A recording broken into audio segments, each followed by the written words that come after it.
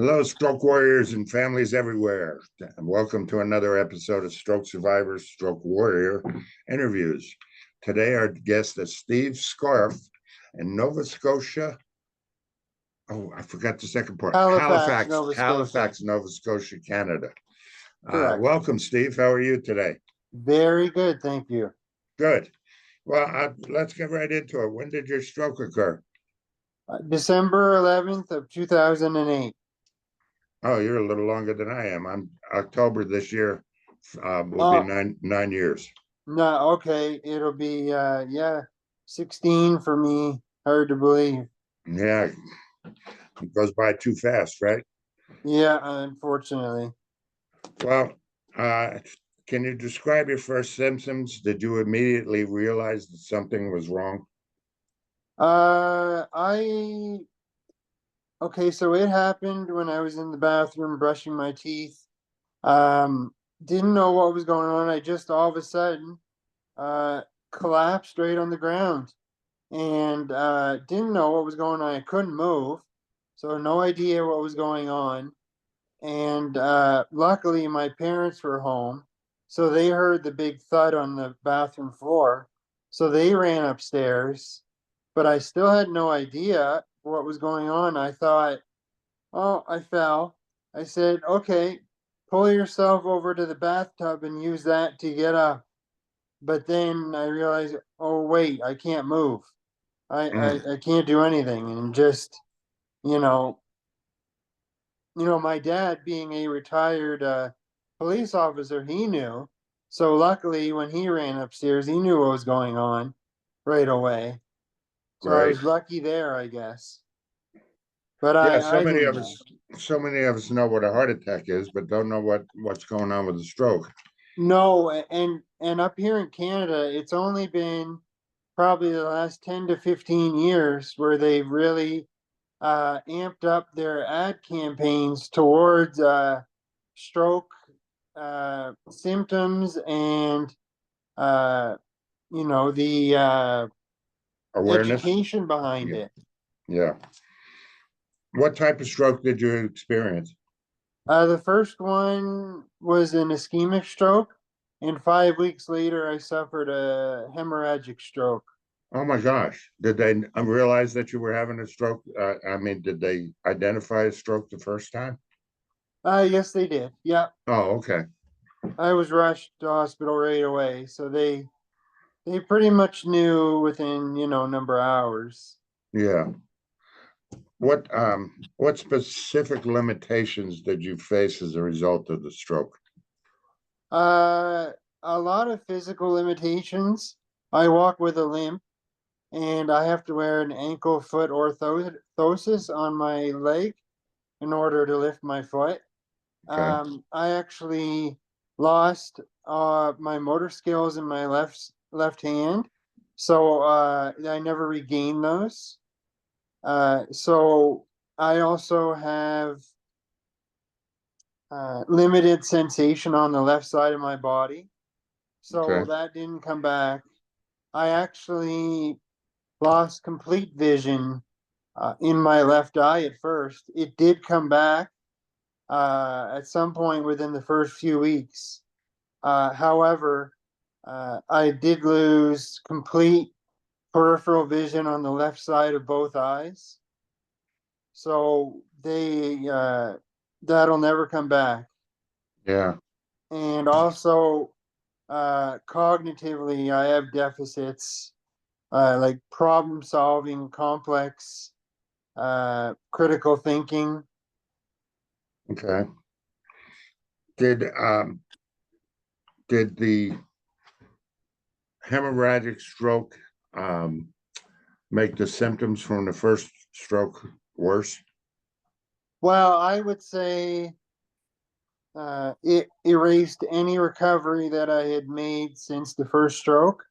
So the first 5 weeks, whatever I, had, progress I had made, just gone, completely Yeah, gone.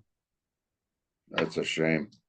How long were you hospitalized on both? Let's go with the hemorrhagic. How long were you hospitalized there? Well, I was they needed to perform a craniotomy on me. So they had to do multiple surgeries in my brain. Okay. So I was actually at the Halifax Infirmary Hospital and then went to the Nova Scotia Rehabilitation Center afterwards. So between the two hospitals, it was 6 months. Well, and part of that was ICU, and then part of it was, and Yes, I would have to think with the three brain surgeries, I would have to think there were several days in the ICU over that period.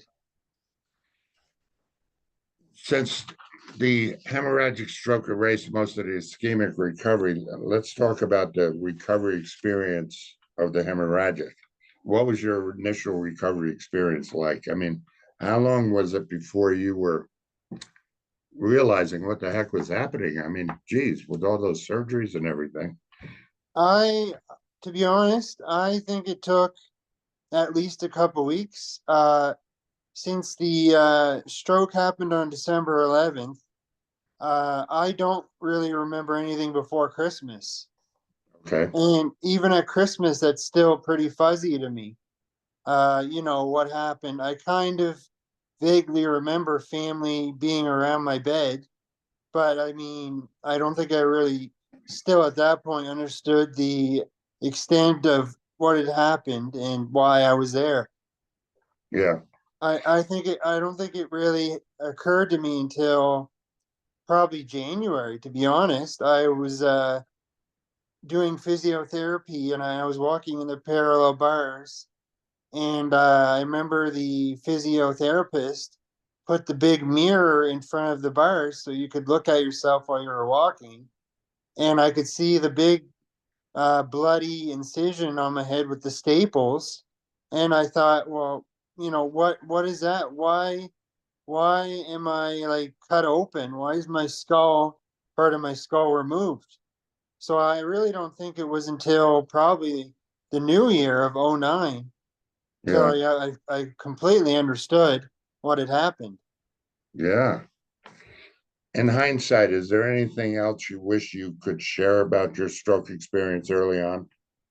Um, I would say I have notes here. Just uh, No problem. I can edit out the blanks. okay.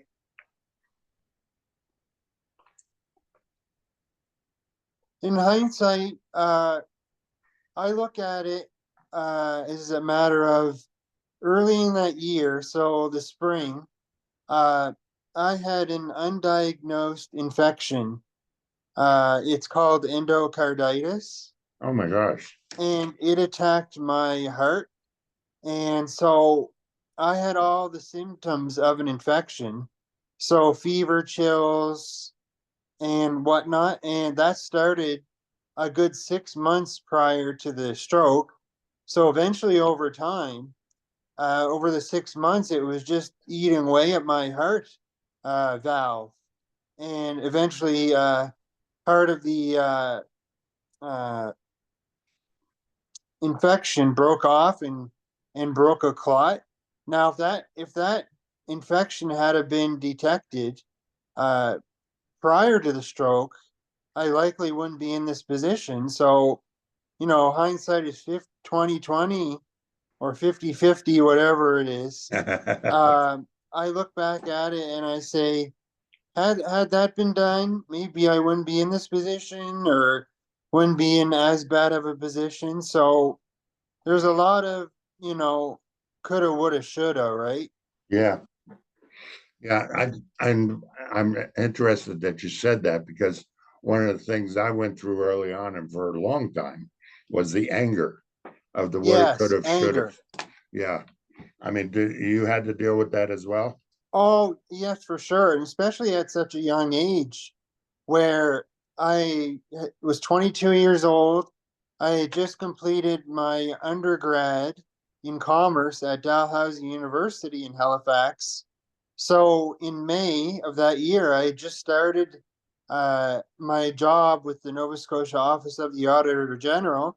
So here I am beginning my career, and all of a sudden you have this curveball thrown at you as soon as after you begin your career. Yeah, yeah. That. How would you describe the quality of your care early on that you received in the It was, hospital? I would say, fantastic. Everybody from blood technicians to the nurses to the doctors, everybody was great. They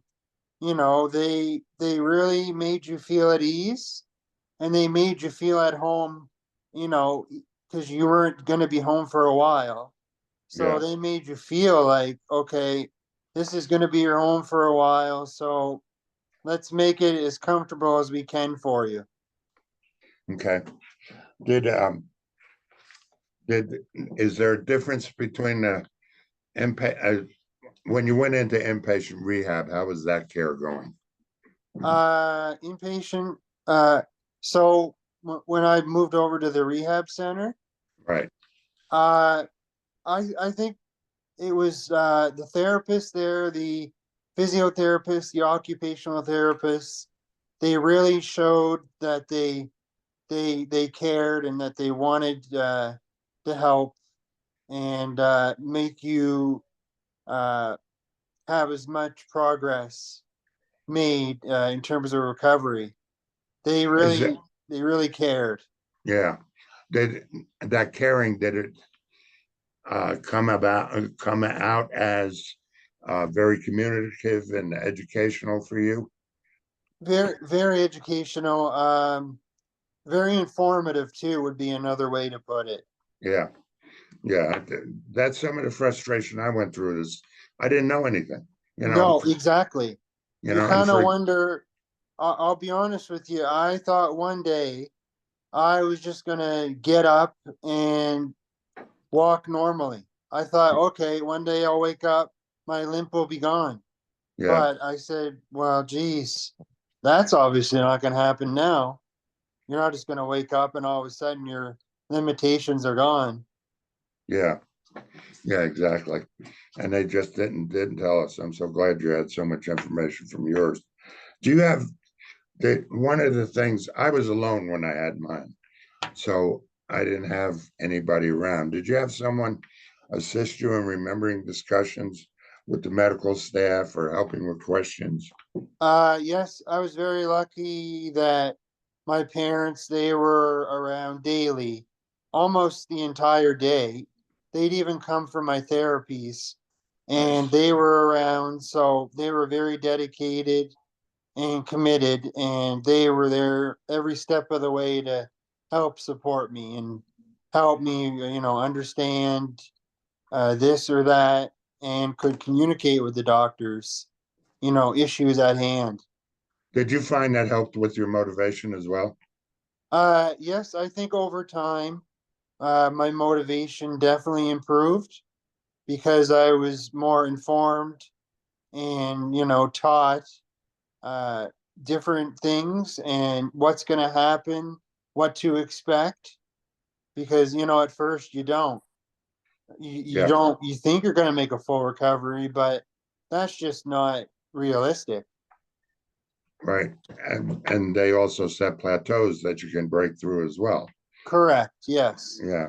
What were some of the positive and negative aspects of your early healthcare experience? Positive. My therapy, that was fantastic. At the infirmary, even though you don't get a long period of time daily with the therapist, even the time that you got was excellent. Occupational therapy, physiotherapy, and then moving over to the rehab center, they were even better. You'd get a full hour of each therapy per day, so you could Nice. work on multiple things. Wonderful. The only downside of course, all of this was the food was terrible. At whether you're at the infirmary, at the rehab center, you don't know what gruel is on your plate. They'll tell you it's chicken, but it looks the same color as what they said the fish was yesterday. I love that. How did you, I mean, your parents were there, so that was a collaborative effort. How did you and them tackle obstacles presented by the healthcare system? In other words, most healthcare systems will say, this is good as it's going to get at 6 months, or discourage you from doing certain things. How do you tackle those obstacles? I think it was the love and support from family and friends who were giving me encouragement from day one to say, work hard, stay determined, stay focused. You know, you're not going to see this happen in one day. It's going to take time. And, with the encouragement that I had from everybody, I was able to achieve, goals that I set out for myself. I What's, was also go very ahead. lucky. I am on Facebook and I received well wishes from many friends and family on Facebook saying, sorry, I heard about what happened. What can I do? I'd like to come see you. And just that those little things meant the world to me, to know that there are people out there who loved and cared about me. Yeah, that is awesome. What's the most significant changes you've noticed in your life after stroke? Physical limitations. Again, I think I walk with a limp. Uh, I lost my motor skills in my left hand. They never came back. Okay. I did actually, it took a lot of hard work, but I returned to work in 2016. So 7, 8 years later, it took a lot of work, but I made it back. But I have limitations in terms of also fatigue. So I couldn't return to my same position with the auditor general. I'm actually with a different department, and they actually had to create a position specifically for me because of my fatigue. I can't work full-time hours, Right. so I work half-time, so 7:30 to 11:30 in the mornings. So definitely because of that's as a result of the fatigue as from the brain damage I suffered. Yeah. So, but I mean, returning to work was a goal that I'd set out for myself even while I was still at the infirmary before I had gone to the rehab center. So it was very early on. I had this notion in my mind of, okay, so like when am I getting out of this joint and getting back to work, sort of thing? When am I Yeah. breaking free? Recovery is encompasses both physical and mental aspects. What was how have you noticed the change in your perspective about mental health and seeing counselors or the like? Um, I think definitely there's a lot of unknowns, and especially at the beginning and even along your journey to now. And I think you're because you're dealing with those unknowns, you have to stay determined and focused, because if you don't, you will lose that motivation, and you won't want to do anything. Yeah.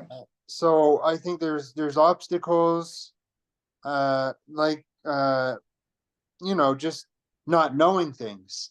So Right. you need to just take things day by day, and it took me a while to understand that. Rather, thinking, oh, tomorrow getting up, I'm going to be able to run and jump again. Wow, sorry, that's not going to happen. Yeah. How did you overcome those psychological challenges? I think it was, again, it was love and support from family and friends who were there, from day one. My parents always, I would say they were, at hospital with me all my therapies, they had to have been at the hospital, both hospitals, 10 hours a day. So I could always talk to them, you know, whenever I had an issue or something came at hand. And even after I was discharged from the hospital, I returned home and I was living with them, of course, because I hadn't regained my independence yet. But I mean, they were always around, always supportive. They were there for me. Anything that came about, I could ask them.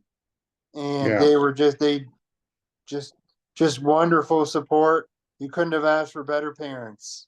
And you're married now, right?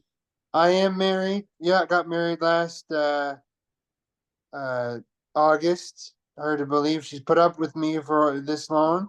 But boy, I'll tell you, she even at this point, she hadn't known me until 6 years ago. And I'll tell you though, she's supportive as anything. You won't find a more supportive wife than her. And it also helps that she's actually a nurse. Oh, So she sees this because she works with veterans. So she sees this all the time. oh, Her stroke patients, veterans who have gone through it. So having her by my side with her experience, it just it makes it so much easier to deal with. okay. Were you able, or did you see a need, or were you able to seek counseling? And if you did, what role did it play in your recovery? I didn't need to see counseling. Well, there was once or twice that I did talk to early on to a social worker. That Okay, was more related to return to work issues. Now, it was only a couple of sessions, and she gave me some ideas to what to do, how to reach out more, what I could do from that point on, and other supports. But other okay. than that, I didn't need to see any other counseling. How would you describe your recovery today? Do you still go to Uh, physio or anything? no, I would say it's stable. Every day, I will go to the gym. I'll go for a walk if it's nice outside, and I make sure to do that every day because if you don't maintain it, you lose it. Don't Right, use it, right, you lose it. So I don't exactly. need to go to therapy, but I have home programs that I was given to by my therapist throughout, well, the last 15 years, I guess. Nice. And, going to the gym every day is very important. So I still do that to this day, and I will continue to What do so. what kind of exercises do you do? And I mean, is it helping to improve some of the deficits? No, I think it's more of just to maintain what you have, what you've Okay, gotten back. So the muscle that you lost, well, you've got some of the back. So let's keep it at that. Let's not lose it. And so you're not. I'm not getting my motor skills back. right. So doing the exercises isn't doing anything in that way, but it's keeping what you have, I guess you could say, Yeah. what you've And retained. neuroplasticity is a funny thing. Sometimes it's just maintaining where you're at, and sometimes it just all of a sudden it make vast improvements, Right. you know. But I mean, you're very positive. Can you describe what a typical day looks like for you now? Yes, I wake up at 5 in the morning with my wife. I'll have breakfast. I will head off to work, get the bus at 7 o'clock. I work 7:30 to 11:30. I usually get home by noon. I'll have lunch.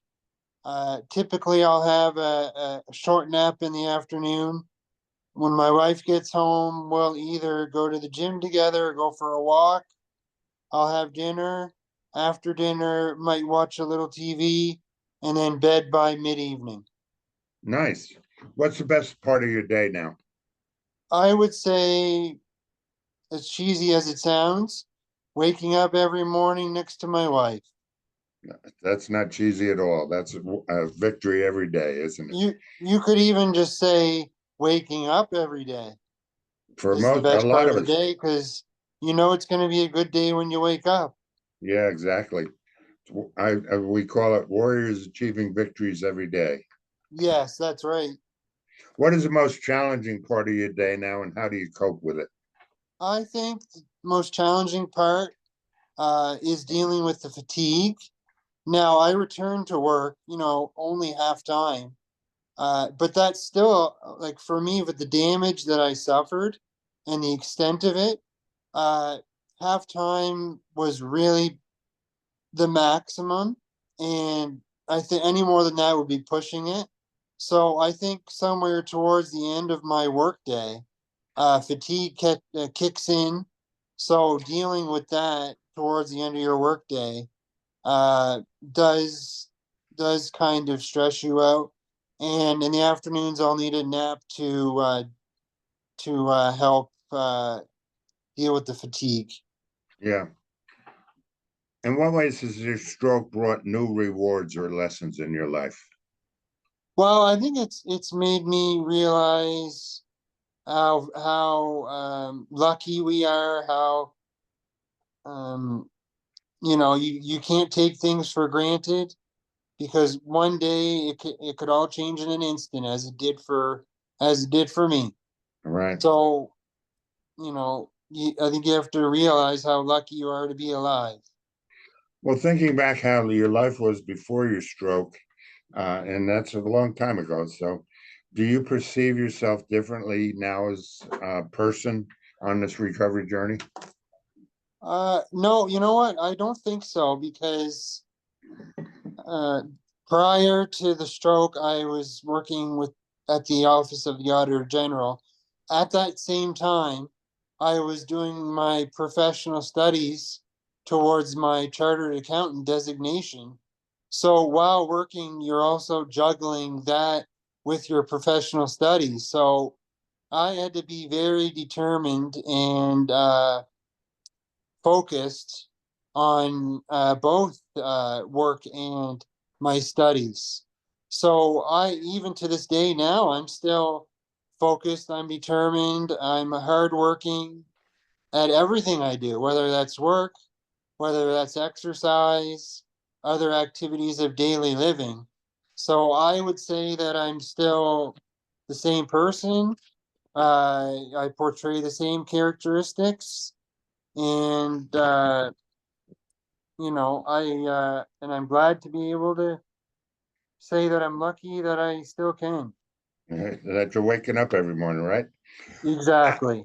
What does your future like to look like to you as you continue on your journey? I think one of the goals, now that I've regained my independence almost completely, Nice. I've started doing some traveling with my wife. So in the future, we even have a trip planned. It's not a big trip, but to Montreal next year. But our our hope is to do more traveling, Nice. especially since we're young. You might as well travel while you're young and you have your health. So we'd like to do some traveling over the next, several years and enjoy life, I guess. Yeah. Yeah, exactly. My wife and I were in a seminar about retirement, and we looked at each other and said, "What are we doing? Like we've both had health issues prior, Yeah. and what are we doing?" So she became a travel nurse, and we traveled the country for 6 years. Oh, Yeah, perfect. it was the best time of our life. Oh, I could imagine. Yeah, it was so fabulous. If you could talk to another stroke survivor just leaving the hospital, what advice would you give them and their families? I would say stay determined, stay focused. Take everything one day at a time. You're going to have good days and bad days, but over time, you're going to see recovery. So, your therapy, it's not fun. It's not supposed to be fun, but if you continue at it and stay determined, you're going to see results. You might not be back to 100%, but if you work hard and try the best you can, then you're going to make significant recovery in your rehabilitation. So profound. Thank you. If there's, is there anything else you'd like to share that we haven't covered? Uh, no, I think that that sums it up for me uh, in a good tone. I I wish I had just been more, aware of um, things prior to the stroke. I almost look back at it and I blame myself. I blame myself because I say, you know what, Steve, you had clear signs of an infection earlier that year, and you should have followed up on that and gotten to the bottom of that. Because if you would have been on top of that, you wouldn't have had a stroke, or you wouldn't be like this today. So I find there are days when I blame myself, and Hmm. I don't think that's fair, my wife says, but I mean, that's something that'll always hang over my head, I think. That I almost, say it's my fault. You Yeah. put yourself in this situation. Yeah. It's a physiological thing. You have no control over it except going to the doctor when you're supposed to have a symptom that you don't know what's going on. Exactly. Yeah, that's a good point. To wrap up, can you summarize your message to fellow stroke warriors and our listeners? What do you wish others knew that could have made a difference in your recovery journey? I would have to say uh, perseverance is critical. Uh, if you don't put in the effort and you just want to feel sorry for yourself, then you're not, then you might as well just stay at home and do nothing. But it takes determination, perseverance, resilient. That's another thing. If you have to be resilient, because there are going to be things that you won't get back. I won't get back my motor skills in my left hand, but there's other things that I could do to compromise and adapt. You're going to need to adapt a lot, and if you can do that, life is going to be a lot easier for you. I, I'm gonna, I said to wrap up, but I'm gonna ask you another question about, has it been difficult for you? It took me a long time to recognize that those little small achievements every day means so much. Yeah, yes, I think that's a very good point. Some of the little things, like it could be putting on your shoes, it could be getting on the bus, and you say, "Hey, this was going riding on the bus was piece of cake primary previous to my stroke." But now Right. you say, I get on the bus and I have to find a seat. I have to get off at the right place. And, if 16 years ago, this would have been totally unrealistic. But you Yeah. look at it now and you say, look how far I've come. I've come from looking at bloody staples in my head to riding the bus independently and, cooking meals. Although it might not be any good, but I can cook craft dinner at least. Okay. Steve, um, thank you so much for your time today. I really, really appreciate it. I mean, you're very much an inspiration. I've seen your Facebook posts, and I appreciate what you do and how you keep going Oh, on. did I do a Facebook post? I think it was a Facebook, or was it Instagram? Inst- I might have, Maybe it was Instagram where you yeah, saw, okay, maybe I followed you, and yeah, maybe you saw my bio that I said stroke survivor. that's it. That That's must have it. been how. Yeah. And it was a good bio too. So, all right, Steve, I appreciate your time today. I hope you Well, I go ahead. appreciate the interview and taking out some time out of your day, Ralph. All right. You Oh, have a, I I was go just ahead. wondering, like, do you do events or conferences at all, or are you just is it just your radio station? I'm gonna stop the recording real quick. Okay.